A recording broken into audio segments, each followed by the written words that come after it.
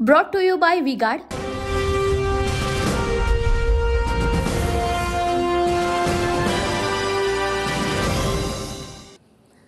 नमस्कार, TV9 मराठीमध्ये आपल्या सगळ्यांचं स्वागत. मी निखिला. पाहतोय देश महाराष्ट्र आणि बुलेटिनची सुरुवात मोठ्या बातमीनं. महायुतीमध्ये अजित पवार नकोत, दादांना युतीमधून बाहेर काढा. तसंच अजितदादा आमच्या बोकांडी बसल्याचं विधान भाजप पुणे जिल्हा उपाध्यक्ष सुदर्शन चौधरींनी केलंय. दरम्यान सुदर्शन चौधरींच्या वक्तव्यानंतर अजित पवार गट चांगलाच आक्रमक झालाय. सुदर्शन चौधरी यांची दादांवर बोलायची लायकी आहे का, असा सवाल रुपाली पाटील यांनी केला आहे.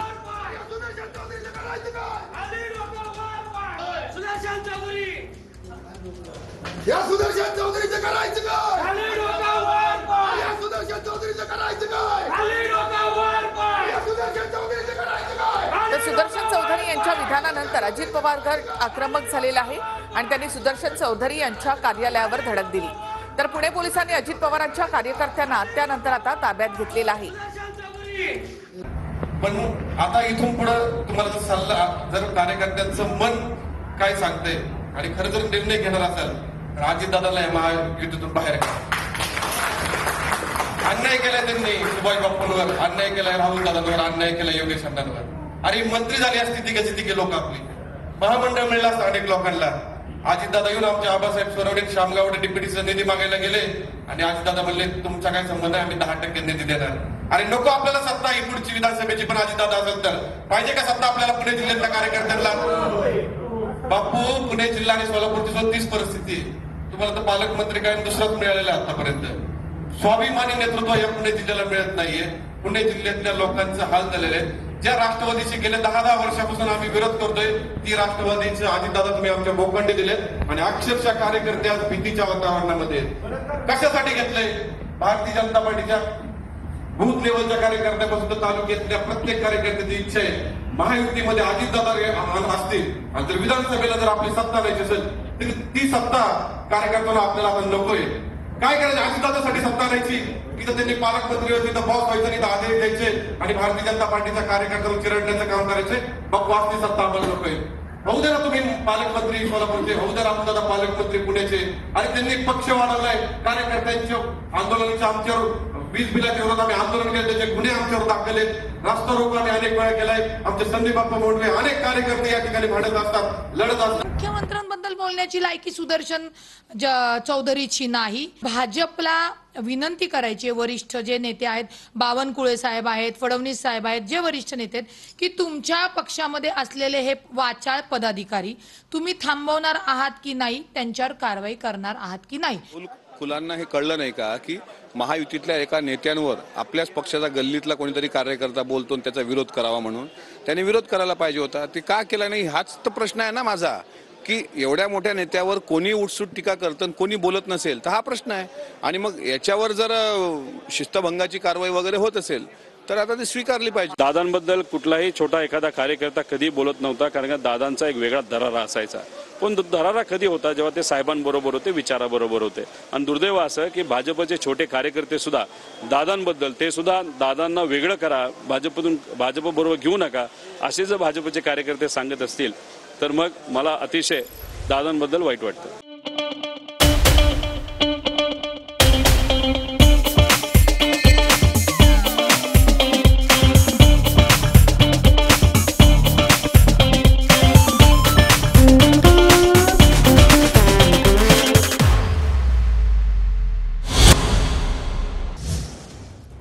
पंकजा मुंडे यांच्या पुनर्वसनाचे भाजपचे प्लान आहेत. पंकजा मुंडे यांना राज्यसभेवर किंवा विधान परिषदेवर पाठवण्याची शक्यता आहे आणि विधान परिषदेवर पाठवल्यास मंत्रिपदाची सुद्धा शक्यता व्यक्त केली जात आहे. 13 जुलैला परिषदेच्या 11 जागांसाठी निवडणूक होणार आहे. त्यामुळे पंकजा मुंडेंना भाजप विधान परिषदेवर पाठवू शकतं. पंकजा मुंडे यांचं राजकीय पुनर्वसन करण्यासाठी भाजप पावलं उचलू शकते. देखिए, उनका काम है अफवाह से गर्मी बढ़ाना और हमारा काम है माहौल को ठंडा रखना. हमारा नेता कैसा हो जो माहौल को रखे ठंडा वैसा हो. अब की बात वी गॉट एयर कूलर का चमत्कार. तर अजित पवार गटाचे 4 ते 5 आमदार जयंत पाटलांना भेटले अशी माहिती सूत्रांकडून मिळते. विधान भवनामधील दालनामध्ये आमदार जयंत पाटलांना भेटले अशी माहिती सूत्रांकडून मिळते. दादांचे आमदार जयंत पाटलांना भेटल्यामुळे चर्चांना उधाण आलंय. दरम्यान अनेक आमदार हे शरद पवार आणि जयंत पाटील यांच्या संपर्कात आहेत असा दावा रोहित पवार यांनी केलाय. अनेक आमदार हे संपर्कात आहे हे मी सांगितलं. आदरणीय पवार साहेबांनी सुद्धा काही दिवसांपूर्वी सांगितलं. साहेबांचा विचार जिथं चालू होतो तिथं भाजपचा संपतो. त्यामुळे राजकीय दृष्टिकोनातून साहेबांना लाईटली घेणं सोपं नसतं. लोकसभा फक्त ट्रेलर होता, पिक्चर. या विधानसभेला पवार साहेब आणि जयंत पाटील साहेब आमच्या पक्षाकडनं, उद्धव ठाकरे साहेब आणि काँग्रेसचे नेते हे नक्कीच दाखवतील. त्यामुळे कुठल्या आमदाराला घ्यायचा हा फक्त प्रश्न जे पवार साहेब सोडू शकतात. पण अनेक आमदार हे आदरणीय पवार साहेब आणि जयंत पाटील साहेबांच्या संपर्कात आहे हे मी या ठिकाणी आपल्या सगळ्यांना सांगतो. भाइयों बहनों, उनके राज में पावर रहे अनस्टेबल और हम रखे सब स्मूथ और स्टेबल. हमारा नेता कैसा हो जो स्टेबल पावर दे वैसा हो. अब की बार वी गार्ड एसी स्टेबलाइजर का चमत्कार. तर विधान भवनामध्ये ठाकरे आणि फडणवीसांची लिफ्टमध्ये भेट झाली. दरम्यान या भेटीनंतर राजकीय वर्तुळामध्ये चर्चांना उधाण आलेलं आहे. लिफ्टमधून जाताना ठाकरे आणि फडणवीसांमध्ये चर्चा देखील झाली आहे. तर दुसरीकडे विधिमंडळामध्ये उद्धव ठाकरे आणि चंद्रकांत पाटील यांची देखील भेट झाली. चंद्रकांत पाटलांनी उद्धव ठाकरे यांचं चॉकलेट देऊन स्वागत केलं.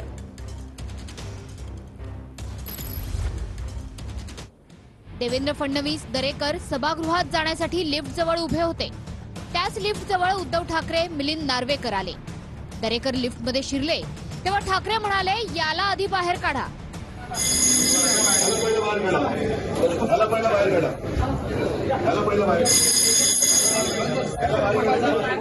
दरेकर म्हणाले, तुम्ही दोघं एकत्र जाणार असाल तरच मी बाहेर जातो.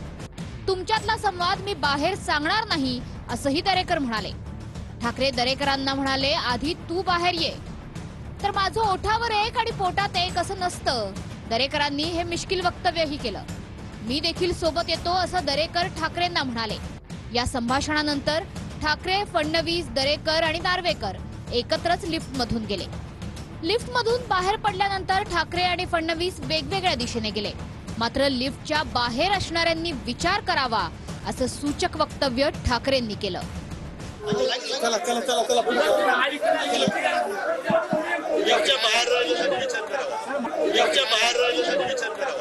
ठाकरेंची मानसिकता ही विरोधात बसण्याची, सत्तेच्या दिशेने येण्याची नाही असा टोला दरेकरांनी लगावला. पण उद्धवजी विरोधी दिशेला गेले, आम्ही सत्तेच्या दिशेला गेलो. म्हणजे त्यांची मानसिकता विरोधी पक्षातच राहायची आहे. नाना करते प्यार म्हणून तुम्हीच कर बैठे असं काही नाहीये. ती एक योगायोगाने झालेली अनौपचारिक भेट होती की यापुढे आमच्या गुप्त बैठका आम्ही लिफ्टमध्येच करू. उद्धव ठाकरे म्हणतात की लिफ्टमध्ये नेमकं काय घडलंय, लिफ्टच्या बाहेर जे होते त्यांना विचारा. लिफ्टमध्ये काय घडलं आता ते उद्धव साहेब आणि देवेंद्र फडणवीस साहेबालाच माहिती आहे. परंतु निश्चितच एकमेकाला डोळे जरूर मारले असावे. त्यांनी अगोदर देवेंद्र फडणवीस आणि उद्धवजी ठाकरे त्यांनी अगोदर एक दुसऱ्याला नमस्कार केला. मग त्यांनी आम्हाला नमस्कार केला. आम्ही त्यांना जय महाराष्ट्र केला. त्यांनी आम्हाला जय महाराष्ट्र केला. आणि एवढं करेपर्यंत जे आहे आमचे लिफ्टचे दरवाजे उघडले. त्यामुळे आम्ही सगळे बाहेर पडलो. हे याचं सगळं श्रेय जे आहे ते विधानसभेच्या लिफ्टला द्यायला पाहिजे की त्यांनी त्या सगळ्यांना एकत्र घेतलं आणि वरती गेले. आणि तो जो काही वेळ मिळाला त्याच्यामध्ये ते एकमेकांशी नमस्कार चमत्कार केलं. कोणी लिफ्ट मागितली तरी ते 6व्या मजल्यापर्यंत ती लिफ्ट काय पोचू शकणार नाही. आणि 2002 वर्षापूर्वी त्यांनी लिफ्ट शिफ्ट केल्यामुळे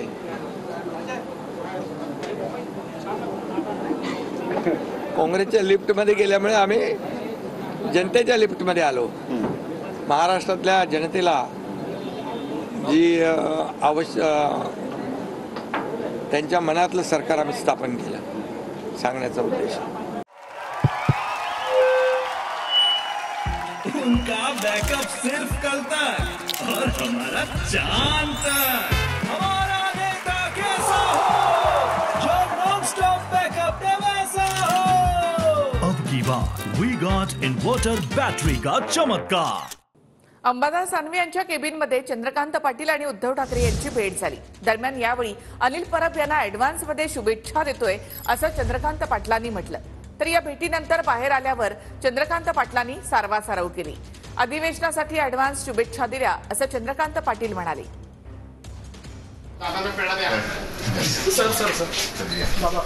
अनिल परब इतके निवांत का बसले? आज काहीच नाही ना. त्यांना विचारा की आम्ही आमच्या एकटी जागाला वन पेढे म्हणतो दादा. आम्ही एकटी जागाला लोकसभेच्या वन पेढे म्हणतो. ते मी यांचा ऍडव्हान्स मध्ये वाटतं सगळ्यांना भुके द्यायचं आणि ऍडव्हान्स मध्ये आधी केलेलं प्रेम असू द्या. पावसाळी अधिवेशनाच्या पहिल्या दिवशी ठाकरे विरोधी पक्षनेते दानवेंच्या केबिनमध्ये गेले. काही वेळानं भाजपचे चंद्रकांत पाटीलही दानवेंच्या केबिनमध्ये आले. चंद्रकांतदादांनी ठाकरे आणि ठाकरे गटाच्या सर्व आमदारांचं स्वागत केलं. चंद्रकांतदादांनी ठाकरेंसह सर्व आमदारांना चॉकलेट दिलं. लोकसभेतल्या चांगल्या यशामुळे केबिनमध्ये पेढे भरवण्यात आले. चंद्रकांत पाटलांनीही पेढा घेतला आणि परबांसह इतर आमदारांसोबत वाटून खाल्ला. तुम्ही विधान परिषदेची निवडणूक जिंकत आहात, हा घ्या पेढा, दादा परबांना म्हणाले. उद्धव ठाकरेंनीही चंद्रकांत पाटलांना पेढा दिला. दोन्ही नेत्यांमध्ये हसत खेळत गप्पा झाल्या. थोडा वेळ थांबा, गप्पा मारू, ठाकरे चंद्रकांत दादांना म्हणाले.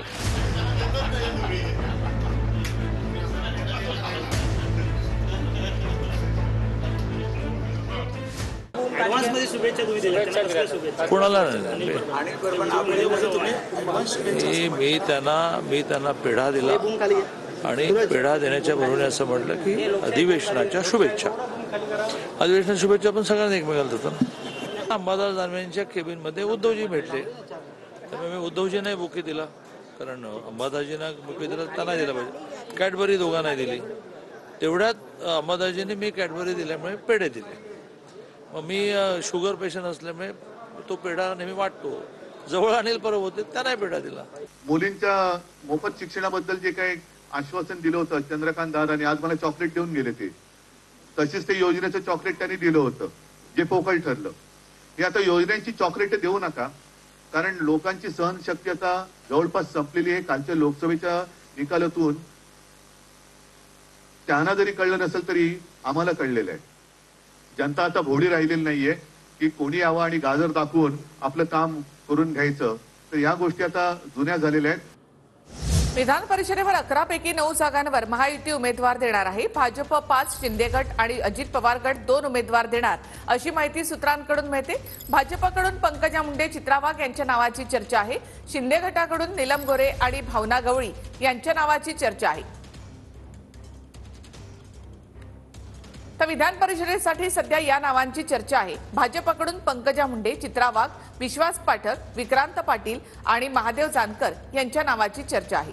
शिंदे गटाकडून यवतमाळच्या माजी खासदार भावना गवळी आणि नीलम गोरे यांचं नाव चर्चेत आहे.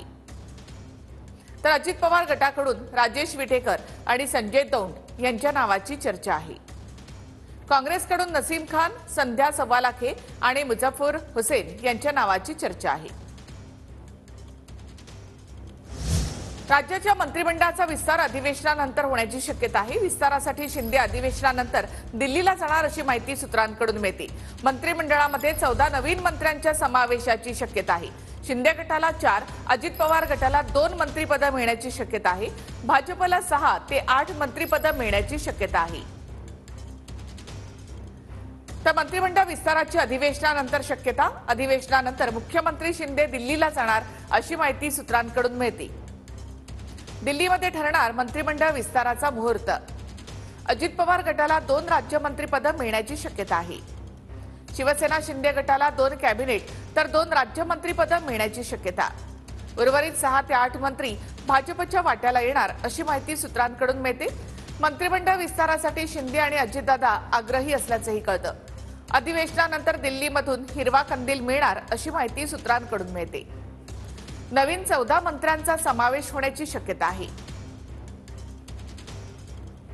मुख्यमंत्रीपदासाठी ठाकरेंच्या चेहऱ्याचे राऊतांनी थेट संकेत दिलेत. सीएम पदाच्या चेहऱ्याशिवाय निवडणुकीला सामोरं जाणं धोक्याचे, लोकांनी ठाकरेंचं काम पाहिलंय आणि ठाकरेंकडे पाहून लोकसभेला मतदान झालं. बिनचेहऱ्याचं सरकार अजिबात चालणार नाही असं संजय राऊतांनी म्हटलंय. मुख्यमंत्रीपदाबाबत बैठकीमध्ये बसून निर्णय होणं आवश्यक असल्याचं यावर जयंत पाटील यांनी म्हटलं आहे. महाराष्ट्रामध्ये चेहऱ्याशिवाय, मुख्यमंत्रीपदाच्या चेहऱ्याशिवाय निवडणुकीला सामोरं जाणं हा धोका आहे. या महाराष्ट्रानं महाविकास आघाडीचे मुख्यमंत्री म्हणून उद्धव ठाकरे साहेबांचं काम पाहिलं. लोकसभेतलं मतदान अनेक घटकांचं हे माननीय उद्धव ठाकरे यांच्याकडे पाहून सुद्धा झालेलं आहे. इतनी जल्दी किसी का नाम हर पार्टी अपने पार्टी से किसी का नाम सजेस्ट कर रही है, ये बैठ के चर्चा करके होने की आवश्यकता है और इसीलिए मैंने वो कहा.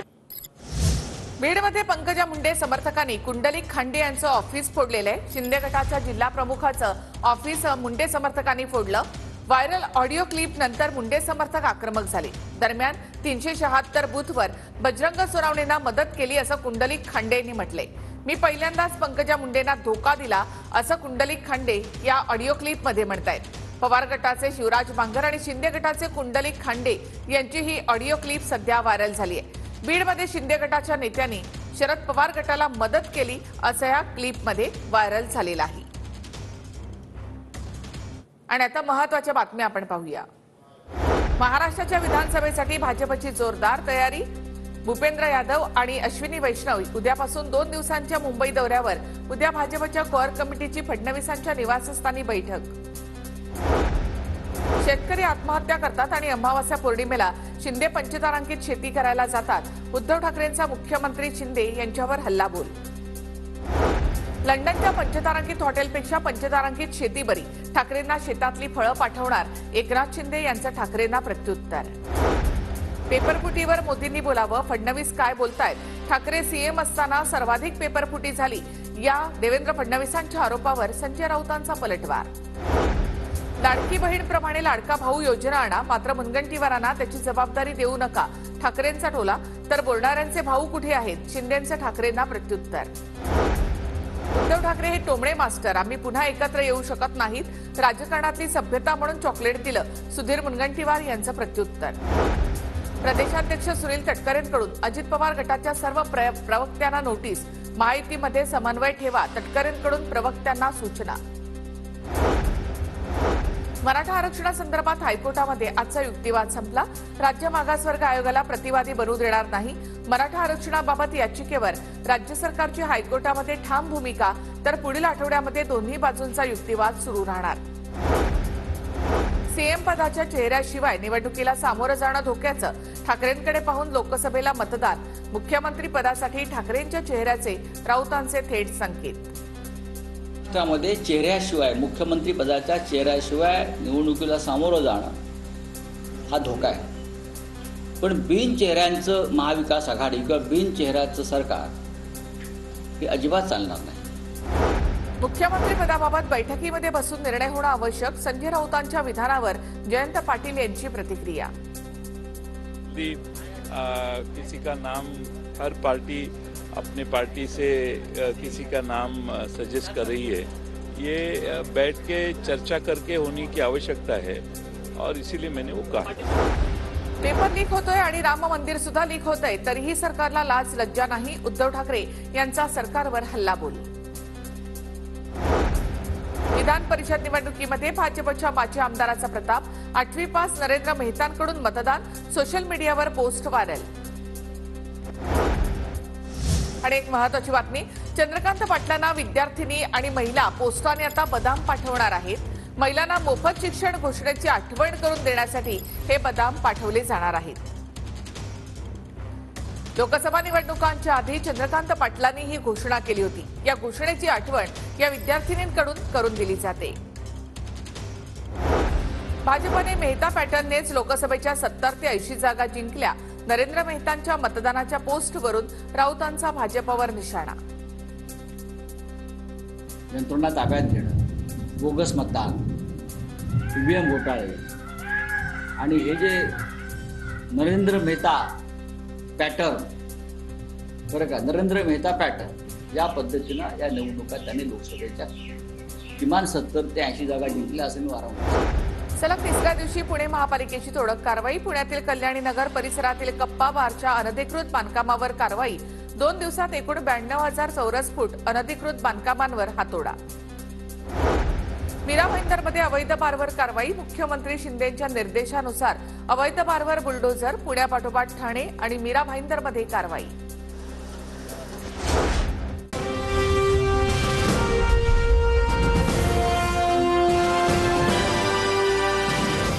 Brought to you by V-Guard.